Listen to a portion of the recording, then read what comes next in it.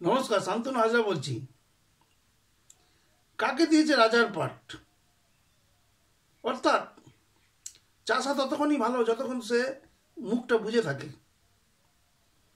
আমাদের শ্রদ্ধা দিদি মমতা বন্দ্যোপাধ্যায় উনি উনি অক্সফোর্ডে ভাষণ দিতে গিয়েছেন। উনি সব সেই মাথা ফাটা, সেলাই বাঁধা, অক্সিজেন নেওয়া, সেই যে পুরনো যে ছবি, যখন উনি গুন্ডাগার্দি করে বড় হচ্ছেন, নাম কামাচ্ছেন, খবরের কাগজে নাম উঠছে, সেই আমলে ছবিগুলো নিয়ে গেছেন। তাতে কি হবে? তাতে ব্রিটিশরা তার থেকে কী করবে? ইংল্যান্ড হলো গিয়ে পৃথিবীর জ্ঞানীগুণী বিদ্বানদের জায়গা।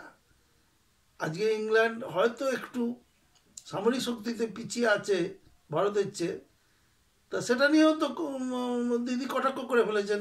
মমতা ব্যানার্জি নরেন্দ্র মোদীকে ছোট করে ফেলেছেন। বলছে আপনাদের সঙ্গে একমত নয়। ব্রিটিশদের লোকরা বলছিল যখন যে আপনারা আমাদের চেয়ে এক ধাপ এগিয়ে গেছেন, আমরা আমাদেরই আন্ডারে ছিলেন। তা বলছে না, আমার ডিফারেন্স আছে আপনার বক্তব্যের সঙ্গে। এইভাবে বলে উনি ওনার জাত ধর্ম চিনিয়ে দিয়েছেন। আসলে কলকাতায় উনি 200 পুলিশ নিয়ে ঘোরেন। স্থায়ীভাবেই মুসলিম ভোটে জিতে তাদেরকে ভুজুং ভজাং দিয়ে জিতে এখন নিজের জায়গায় কলকাতাতে নিজের একটা জায়গা করে ফেলেছেন।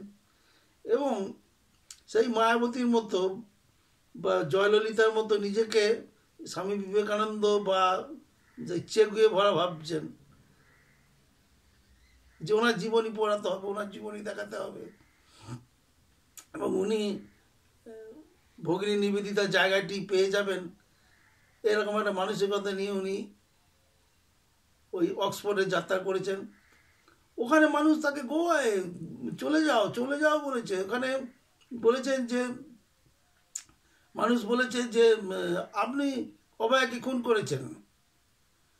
তা উনি মাথা গরম করেছেন স্বভাবসিদ্ধ ভঙ্গিতেই।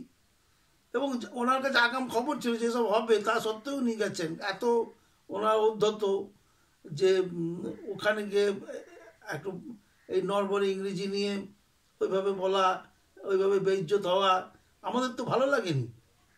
উনি তো আমাদের আপনার জিনিস, উনি তো আমাদের গর্বের জিনিস। এই আরেক ছাগল সৌরভ গঙ্গোপাধ্যায়, উনি তো বহু কিছু পেয়েছেন দাদাগিরি থেকে, খেলার মাঠ থেকে। একমাত্র বাঙালি ক্রিকেটার, ক্যাপ্টেন হয়েছিল দেশের। ও দিদির পিছু পিছু ঘুরে নিজেকে আরও ছাপলা বানিয়ে ফেললো। ওখানে গিয়ে সৌরভের নামে সেই 1 টাকার ফ্ল্যাট কোথায় গেল, দূর হটো সৌরভ, এইসব শুনতে হয়েছে, যেটা খুবই লজ্জাজনক ব্যাপার। এবং ওর মুখ পুড়িয়ে বাড়ি আসছে। আগামী দিনে